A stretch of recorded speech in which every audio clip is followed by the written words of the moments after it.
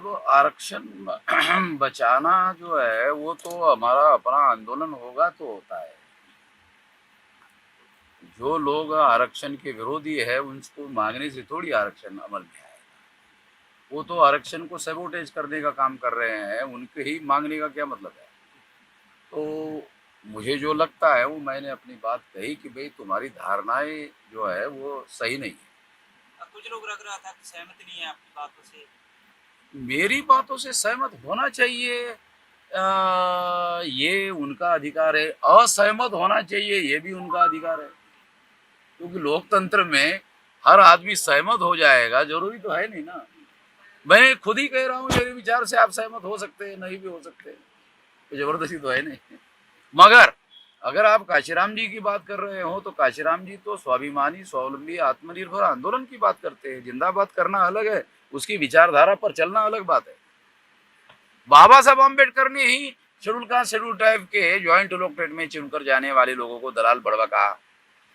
हमारे लोगों को अच्छा नहीं लगता। अब बाबा साहब ने कहा, अब क्या करें, बाबा साहब ने कहा। अगर आपको अच्छा नहीं लगता तो फिर तो बाबा साहब की बात आपको अच्छी नहीं लगती।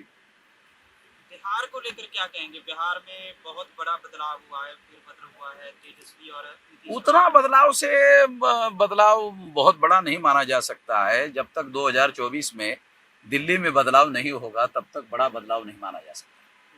सर, हर मोदी जी ने एक नया एजेंडा लाया है कि हर हाथ में तिरंगा, मतलब तिरंगा में नहीं, चादर। ये गलत बात नहीं है कि हमारे देश का जो झंडा है वो हर हाथ में या हर घर में होना चाहिए, मगर ये घर वालों का होना चाहिए। सरकार को उनको झंडा देना पड़ रहा है 75 साल की आजादी में।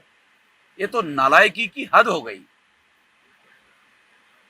अगर लोगों को, देशवासियों को अपना 1 फीट का झंडा अपने पैसे से खरीदने का गर्व और गौरव नहीं है तो 75 साल में इन नालायकों ने क्या किया। लेकिन ये तिरंगा क्यों? 1 फीट का झंडा नहीं खरीद सकते हमारे लोगों को, इस लायक नहीं बनाया 75 साल में ये शासन करने का लिए। लोग कितने नालायक लोग हैं, इस पर सोचना चाहिए कि इनको 1 फीट का झंडा भी खरीद के देना पड़ रहा है लोगों को। सर, इसमें जैसे कि 3 रंग का प्रचार क्यों किया जाता है ब्राह्मणवादी सरकार?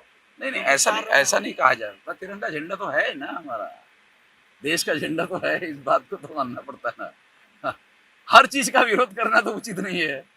देश का झंडा संविधान सभा ने स्वीकार किया है। हा? तिरंगा झंडा संविधान सभा ने स्वीकार किया है ना। किसान आंदोलन को लेकर एक न्यूज है कि किसानों के साथ एक वादा किया गया था बिजली शोध बिल को लेकर, तो केंद्र सरकार उसको फिर टेबल कर रही है पार्लियामेंट में। देखो, वो उनके पास बहुमत है राज्यसभा में भी और लोकसभा में भी, वो कानून पास कर सकते हैं। किसानों को अपना आंदोलन खड़ा करना चाहिए। हम किसानों का आंदोलन खड़ा होता है तो उनका साथ सहयोग करेंगे, देश भर में करेंगे। हमारे पास तो 567 जिलों में संगठन है। ईवीएम को लेकर अभी देश भर में अगले साल 2024 में 2024 में चुनाव है। 2023 में ईवीएम पर भारत बंद करेंगे। 2023 में, 24 को चुनाव है, 23 में भारत बंद करेंगे ईवीएम के मुद्दे पर।